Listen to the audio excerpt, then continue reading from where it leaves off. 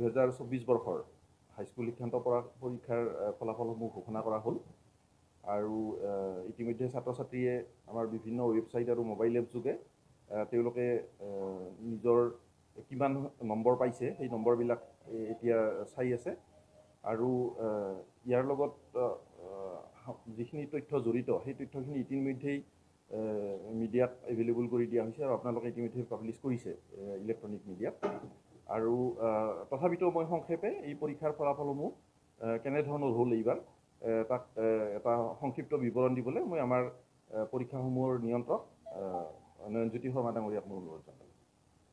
আপোনালোক আটাইকে ধন্যবাদ জ্ঞাপন কৰিছোঁ। 2024 বৰ্ষৰ হাইস্কুল শিক্ষান্ত পৰীক্ষাৰ ফলাফল ঘোষণা হৈছে। এই পৰীক্ষাত সৰ্বমুঠ 4,25,966জন কেণ্ডিডেটে এপ্লাই কৰিছিল পৰীক্ষাৰ কাৰণে। তাত এপিয়াৰ্ড হ'ল 4,19,078জন। 4,19,078জন এপিয়াৰ হ'ল। তাৰে 5% অলৰেডি গম পাইছে 75.7। তাৰে মেলৰ হ'ল 77.3 আৰু ফিমেলৰ হ'ল 74.4। আৰু এবাৰ 77.3 আছিলে মেলৰ আৰু 74.4 হ'ল ফিমেল। আৰু ট্ৰেন্সজেণ্ডাৰ আছিলে 10জন। তাৰে তেওঁলোকৰ 10জনৰ ভিতৰত 8জনে পাছ কৰিছে, 80% তেওঁলোকৰ। এইখিনি আৰু ডিষ্টিংশ্যন হোল্ডাৰ আছে আপোনালোকে গম পাইছে 6,392 আৰু ষ্টাৰ মাৰ্ক হোল্ডাৰ আছে 20,552। এইবাৰ পৰীক্ষাত চবতকৈ গুৰুত্বপূৰ্ণ কথাটো হ'ল এই যে এইবাৰ আমি OMR আপোনালোকে গম পায় কোৰ ছাবজেক্টকেইটাত আমি OMR কৰিছিলোঁ 50%ৰ কাৰণে। এইবাৰ গোটেই ষ্টুডেণ্টখিনিয়ে প্ৰাইভেটেই হওক বা গভৰ্ণমেণ্টেই হওক সকলো ষ্টুডেণ্টে OMR ব্যৱহাৰ কৰিলে আৰু OMR বৰ ধুনীয়াকৈ তেওঁলোকে ব্যৱহাৰ কৰি পৰীক্ষাত এপিয়াৰ হ'ল।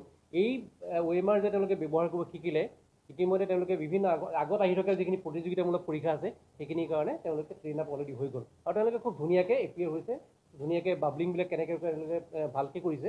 OMRত কোনো আমাৰ ডিফেক্ট নাছিলে, গতিকে এইটো খুব এটা প্লাছ পইণ্ট প্ৰথমবাৰৰ কাৰণে আমি কৰিছোঁ যদিও, আৰু সেইকাৰণে আমি ৰিজাল্টটো দিব পাৰিলোঁ সোনকালে। আৰু আমি আনন্দিত হৈছোঁ সেবাৰ ফালৰ পৰা কৈ পেলাই 45 দিনৰ ভিতৰত আমি পৰীক্ষাৰ ৰিজাল্ট দিবলৈ সক্ষম হ'ম। এইটো এটা সেবাৰ ইতিহাসত এটা বৰ গুৰুত্বপূৰ্ণ কথা, কাৰণ আমাৰ 4 মাৰ্চত শেষ হৈছিলে, 20 এপ্ৰিলতো পৰীক্ষা দিলোঁ। তো এইটো খুব এটা প্লাছ পইণ্ট।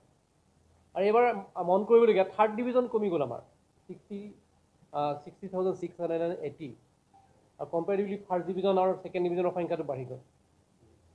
আৰু এটা কথা আছিল যে অংকৰ পৰীক্ষাটো অকণমান টান হৈছিল, আপোনালোকে গম পাইছিলে এনেকুৱা।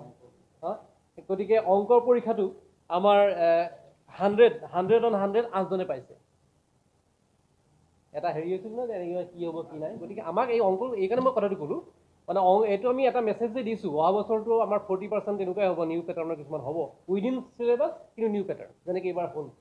গতিকে আমাৰ অংক পঢ়িলে যে নহ'ব, অংক কৰিলেহে যে হ'ব, সেই কথাটো আমি ইতিমধ্যে তেওঁলোকক জনাইছোঁ। আৰু এইটোৱে আমাৰ বিশেষকৈ আপোনাৰ প্ৰতিযোগিতামূলক পৰীক্ষাত বিশেষকৈ দুটা বিষয়ত ইংৰাজী আৰু অংকত যদি বিশেষ দখল থাকে তেওঁলোকৰ ভৱিষ্যতটো অলপ উজ্জ্বল হয়। সেই কথাটো আমি উপলব্ধি কৰোঁ আৰু সেই ফাউণ্ডেশ্যনটো আমি সেবাই বনাব লাগিব এই ল'ৰা ছোৱালীখিনিক। সেইকাৰণে আমি অলৰেডি আমি আৰম্ভ কৰিছোঁ অহা বছৰৰ পৰা, আৰু তেনেকৈ আমি সেই দিশৰে আগবাঢ়িম। এইখিনি আমাৰ কথা।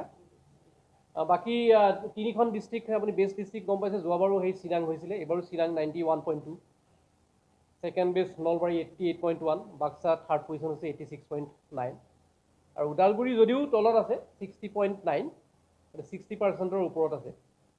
আৰু এইবাৰ আপোনালোকৰ এটা গম পাইছে যে আমাৰ কোনো ৰেংক লিষ্ট আমাৰ এইবাৰৰ পৰা আমি হোৱা নাই। আমি আগতে জনাইছোঁ ৰেংকৰ কথাটো নাথাকিব।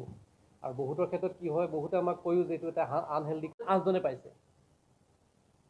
এটা হেৰি হৈছিল ন যে এনেকুৱা কি হ'ব কি নাই। গতিকে আমাক এই অংক এইকাৰণে মই কথাটো ক'লোঁ, মানে এইটো আমি এটা মেছেজ যে দিছোঁ অহা বছৰটো আমাৰ 40% তেনেকুৱাই হ'ব, নিউ পেটাৰ্ণৰ কিছুমান হ'ব উইদিন চিলেবাছ, কিন্তু নিউ পেটাৰ্ণ যেনেকৈ এইবাৰ হ'ল। গতিকে আমাৰ অংক পঢ়িলে যে নহ'ব, অংক কৰিলেহে যে হ'ব, সেই কথাটো আমি ইতিমধ্যে তেওঁলোকক জনাইছোঁ। আৰু এইটোৱে আমাৰ বিশেষকৈ আপোনাৰ প্ৰতিযোগিতামূলক পৰীক্ষাত বিশেষকৈ দুটা বিষয়ত ইংৰাজী আৰু অংকত যদি বিশেষ দখল থাকে তেওঁলোকৰ ভৱিষ্যতটো অলপ উজ্জ্বল হয়। সেই কথাটো আমি উপলব্ধি কৰোঁ আৰু সেই ফাউণ্ডেশ্যনটো আমি সেবাই বনাব লাগিব এই ল'ৰা ছোৱালীখিনিক। সেইকাৰণে আমি অলৰেডি আমি আৰম্ভ কৰিছোঁ অহা বছৰৰ পৰা, আৰু তেনেকৈ আমি সেই দিশৰে আগবাঢ়িম। এইখিনি আমাৰ কথা। বাকী 3খন ডিষ্ট্ৰিক্ট আপুনি বেষ্ট ডিষ্ট্ৰিক্ট গম পাইছে। যোৱাবাৰো সেই চিৰাং হৈছিলে, এইবাৰো Chirang 91.2, second best Nalbari 88.1, Baksa 3rd position হৈছে 86.9, আৰু ওদালগুৰি যদিও তলত আছে 60.9, 60%ৰ ওপৰত আছে।